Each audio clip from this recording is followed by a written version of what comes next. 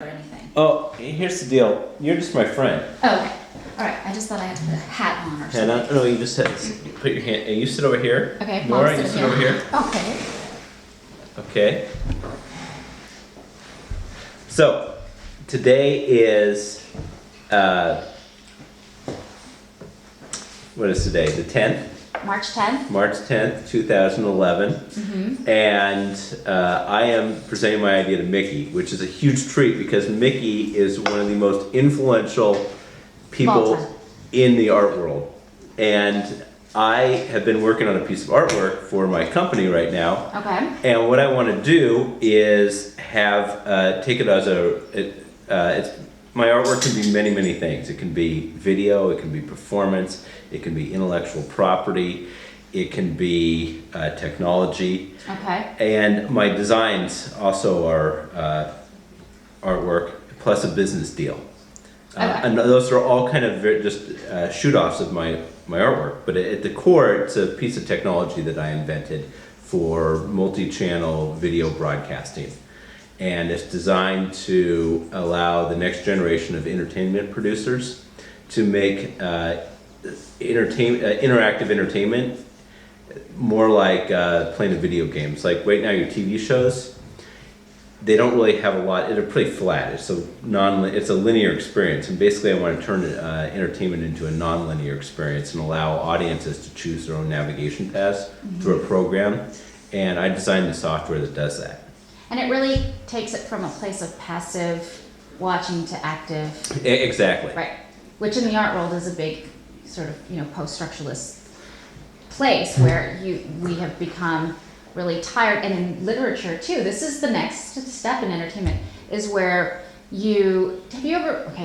know we're getting off topic, but do you know it's a modernist novel from the 1950s called Hopscotch? Oh, I've heard about that, yeah. By a Colombian author named, or maybe he's Chilean author, and it's basically, you can read it different ways, or you can read it in the way that he has assigned, which is like skipping, Right. or you can read it linear, and it doesn't really, there isn't really a linear narrative, it's more like storytelling, so, but it's part of a whole kind of this idea of deconstructing the modernist concept that you have an absolute truth, or an absolute idea. That's exactly what we're talking about, because we want to give directors the ability, and it's a huge shift. I understand what you're talking about, because an artwork used to have to be static forever. That's why films, there was no interaction, TV, no interaction, but now artwork's becoming much more experiential, but they also create a starting place for the artwork to grow from into different forms. And I want to take that and apply it to... And that's amazing. Okay. Okay, so this is my sculpture right now. All right. That I'm going to sell. Okay. And I call it... Very James Bond. The $50 million sculpture, because this right here, I think I can sell for $50 million. It's basically to a venture capital fund for equity in my company. Got it. Okay, and so this is a photograph. It's just a laser print, but it's kind of going to be the first step. When I was looking at my sculpture one day and I realized, my wife's like, we have to make some money, and I'm like, all right, I think I can sell this. And what this is a picture of is it's my proof of concept for a golf broadcast that I showed my patent office. Right. And so the sculpture is actually my computer inside the case, but I think it'd be really great to have this played at a big show like the Whitney Biennial, because see, this is artwork, right? And so what I want to do is there's two phases. First, I have to be in a New York gallery. So what I want to do is I want to have a roadshow event at like an Anton Kern where I showcase and sell my technology to investors. And see, my first sculpture will be $500,000, and you buy the computer, but I want to showcase it at the gallery. Right. And then my feeling is, if I can do that in a big enough gallery, they'd be willing to show more of my work because they helped show me. And I'd make it like and you made them some money. And I made them money. And the beautiful thing is it's a one night only event. Right. It's like from 6 to 9. Super VIP. Super VIP. And what I'm going to do is I'm going to make some photos. I have some artwork. But it's going to be artwork on the wall. that art people would want to buy, like you'd want to put in your home. Yeah. Kind of like the contemporary art all around here. Yeah. But we'd also be pitching our deal to investors. Okay, so you and your team would Yes. be there pitching. Okay. Yes. So I'm just a tech guy. So it's not a static thing either, right? The experience would not just be like you would be taking it back to the old model by just showing it and then just showing the work. You would actually be there pitching. Oh, Okay. yeah. All right. It's a performance piece. Okay, gotcha. And and I pitched it to my attorneys in New York. I went to the biggest law firm that specializes in new media technologies, Manat. Okay. And I pitched the idea to them that they should open up a division of their company that caters to new artists, bringing them stuff. And we want to make like a TV show about it and document us. So they're going to co-sponsor the event. That's amazing because they're doing like the next great restaurant right now, and they're basically they have investors. Have you heard of this? They have investors. They have like Tom Colicchio and somebody else. So the judges aren't just judges; they're investors. Oh, really? Yeah, it's called. I mean, I saw it on the plane. It's called that's awesome. The next great restaurant idea. And so they're going around the country, and people are saying like, "This is my shtick. This is my gimmick for the restaurant." And then they have to invest in the winner. And so then there's like a lifelong relationship too. Yeah. Which is interesting. And don't you think Trump really started that? Trump would be great. Here's what I want to do. I want to invite, these are our clients that we have right now. Carmelo Anthony, Lifetime Fitness, CJ Wilson, and the Mina Restaurant. Is he single? Sorry. No, his wife has a TV show. But he just started playing for the Knicks, and wouldn't it be great if if we could have him come to the event or be a part of it. But it could also be, this is a deal that we're trying to structure for the technology. What I think is Philip Anschultz and Ronald Perlman. He's the richest guy in LA. Is he single? No, he's like 70. But some of his kids might be available. And Ron Perlman, you want to move to New York, you want to be with one of his kids. Right. Okay? Right. So, but you see, I used to work in digital production before I got married at his company, Deluxe. Okay. And some divisions of it, or a division of it called Ascent Media that he just bought. And one thing we could do is structure a deal between our technology, AEG, basically, I think I could sell it to AT&T for the front end, and then the back end, which would be how the information is stored, that would be Cisco. And I think we could make a deal between all of these guys, and we could televise it, and I think it'd be a great TV show about how we go to pursue them. And so we partner with it's presented by my attorney's office, because that way we know we'll be protected. But it's gonna be the Global Idea Tour. Okay. And the volume one will be us, but the idea is that other artists can bring their technologies to us. Absolutely. And then we will cultivate them, and like the winner will get $10,000 worth of free legal service from Manat. And the idea for these guys, that's like a day. My attorney is like $800 an hour. Yeah. And he hasn't taken any money yet, but he wants to be a part of it. Not to mention, you've just weeded out the best prospects for him to be working with someone. Exactly. So it's a win-win. And then we're going to have an offline experience, an online experience, a book, a tour, and a TV show. It's called How to Start a New Media Company. The first one we're going to do together. And what's really interesting is the team. Is there a reason why this is not alphabetized? Yeah, because I need to be at the top of the list. Oh, okay, just wondering. I started this idea. Okay. I mean, And this is like, This is my initiative. Love it. But what's interesting is we all have strengths and weaknesses. That, like, I come from a family of inventors, but I can't. I have learning disabilities. Like, I couldn't get into college. No. Wow.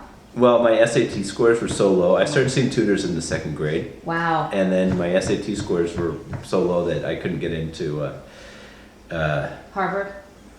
even a state school. So that's why I ended up at MCAD. Joseph Armetta, he got scholarships for sports and academics to the University of Chicago Business School.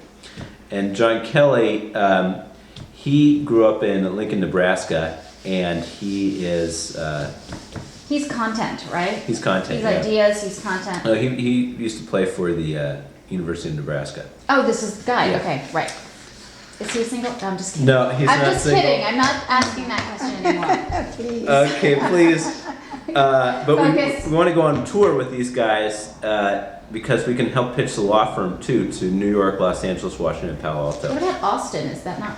They don't anymore? really have a. This is where at least Manat's office is. Oh, I see. Okay, gotcha. But Austin would be a great place as well. South by Southwest. We have the offline platform, the online platform, and then I Nice. said to the guy, and then we have our themes like idea inception. It's basically how you start a company. So there's not a lot of tools out there for artists who want to do it. But what if we could provide something where we had like a handbook for them? Right. And so what I did is I decided that my artwork could kind of be the foundation for that because I had to teach myself. And basically artists have to teach themselves how to It's become. constantly reinventing the wheel. And then I went to my attorney and said, how would you like to be our executive producer, managing partner, lead counsel, publisher, and mentor?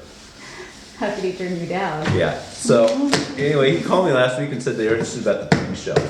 So I'm going to pitch my... The TV shows. I'm telling you, it's really great. Check out that restaurant thing because I think it'll. So anyway, for our show that I want to do at the road show, Yeah. this is what I call the $50 million artwork. And the reason why is because see a sticker right here? Yeah. That little picture right there Uh-huh. is it's worth a lot of money. Okay. Because AEG runs a huge digital broadcasting company in Los Angeles. Uh-huh. It's owned by Philip Anschultz, and he also owns the Staples Center.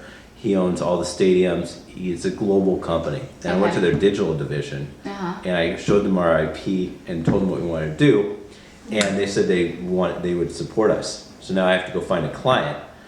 But what that means You're is in. I'm in. So what I want to do then is go to Nebraska Right. and pitch our project to them. So you're going to get the Nebraska pitch here too, you guys. Okay. Okay. The Access Agency is the name of our company, and we inspire fans. Okay, that's what we do. And here's the opportunity. We want to create a new fan program that pays UNL for generations. Okay. Okay? And basically, we want to partner with the Nebraska Athletic Department, the Alumni Association, and the journalism program, so the students get involved too. Mm-hmm.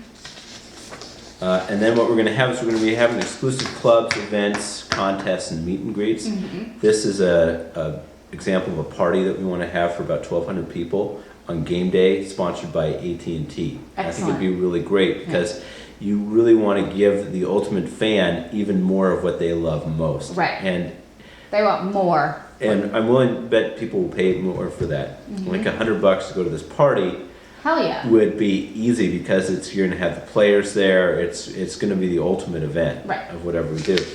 And then what we do is we create something called the Cornhusker Network on Facebook, Twitter, and mobile. And this network is supported by our multi-channel technology. You guys kind of follow the general idea? Yes. Mm-hmm. Okay, and where it shows is on your iPad, your mobile device, or your high definition television set.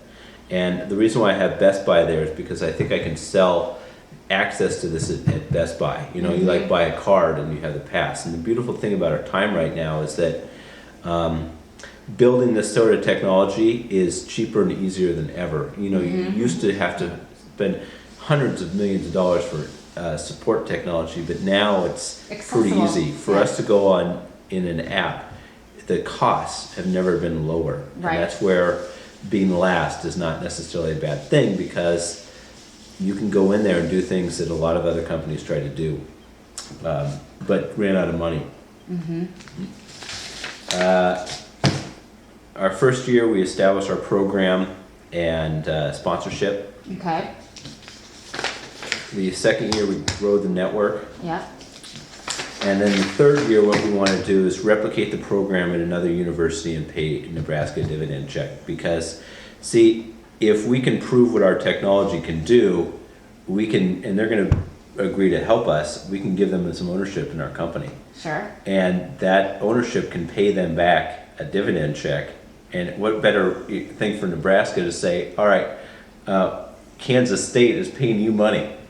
And that's kind of the ultimate, you know. Right. But that's the idea. Competition, and they were there first. Yeah, and so we want to be sponsored by AT&T and Geico. I think I can take this program.